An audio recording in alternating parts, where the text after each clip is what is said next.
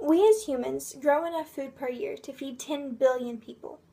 World population is only 7.4 billion, and yet we still seem to have a huge world hunger issue. I'm not a mathematician, by any means, but something definitely doesn't add up. Today, I would like to open your eyes to the hidden yet substantial impact that livestock is having on our lives. For far too long, we have overlooked the unnecessary consumption of animal products and the massive destruction that it's having on our environment. It's time that we, as inhabitants of this beautiful planet, start eating better so that we can keep it this way. All of our lives, we've been taught that in order to have a balanced diet, you have to have meat in every single meal. When we go to a restaurant, we expect a large portion of meat or we're unsatisfied. But is all of that really necessary? On average, the world consumes 21 billion pounds of food every single day, and the U.S. consumes 2.3 pounds more per person. That's a lot of meat, and a lot of animals. Those facts can be found in an article written by Richard Openlander, printed in 2013. In that same article, he tells us that over 6 million animals are killed every hour in order to feed our large meat addiction. The U.S. raises a lot of its own meat and livestock, but it gets some of it from poor third world countries as well. If we looked at the grain used just in the U.S. to feed livestock, an ecologist at Cornell University discovered that 800 million people could be fed annually.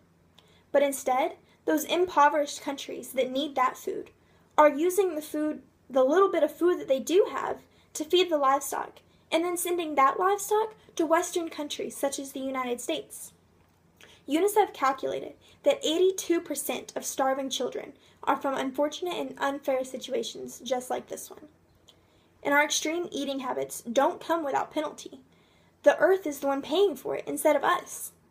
Animals, like every other living thing, require food, water, and space. Lots and lots of food, water, and space. We've already talked about how much grain they use, but what about the other two? The USDA has evidence that supports 80 to 90% of the total water consumption usage in the world is dedicated just for animal agriculture. And yet people die every day from dehydration. The Intergovernmental Panel on Climate Change gathered information to show 45% of the Earth's total land is used just for raising livestock. Does this much water usage and land space seem sustainable to you? Because when I think about how much is required to support all of this livestock, I begin to wonder how much longer we really can continue living this way. Population is constantly growing, which means more food, water, and space is needed for people, and more food, water, and space is needed for the animals to feed those people. We keep needing more and more and more, but the world isn't going to have much more to give. It can't simply expand and give us a few thousand extra acres. We take what little it can give, and we just use it all.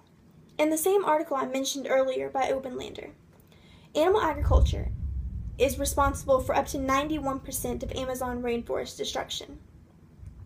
Both the FAO and WWF agree that livestock is the leading cause for species extinction, ocean dead zones, water pollution, habitat destruction. We think we're taking care of the environment, the green movements, and the hybrid cars. And don't get me wrong, those things are good. But what we aren't told is that transportation exhaust is only responsible for 13% of greenhouse gas emissions, while livestock and its byproducts are responsible for 51%. That's almost 4 times as much, and we are doing nothing to stop it.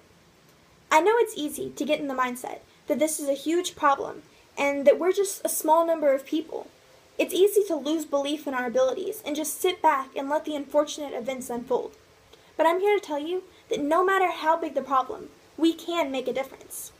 Now, I'm not asking anybody to stop eating meat completely, and nor am I saying that there is anything wrong with meat consumption or raising livestock.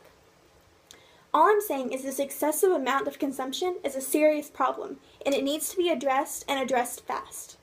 One simple step to solving this problem is something me and my friends know as Meatless Mondays. Tuesday through Sunday, we eat whatever we want, just like any other normal person. But on Mondays, we think about the planet. 1 day a week, 3 out of 21 meals a week. That's not a lot to ask.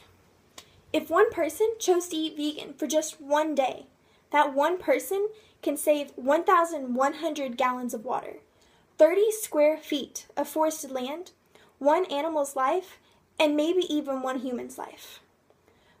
Those breakdown of the calculations come from a documentary I watched called Cowspiracy. I highly recommend you watch it. It talks about this movement that we all need to become a part of. We need to get it off the ground and start making it a habit. It's just absolutely mind-blowing to me that we live in a world where we're okay with taking and taking and taking and giving up all of the environment around us simply so we can have as many hamburgers or steaks a day as we want. The obscure amount of meat consumption and the devastating effects it's having on our planet are issues that need to be at the forefront of every person's mind. All of this research and all of this information, it's out there, it's on the internet, and I know we all are in the internet at least once a day. So, why is it not being talked about? Let's be the change. Our world hunger problem is not caused by scarcity, but by inequality and greediness. We can feed those 7.4 billion people, and with your help, we will.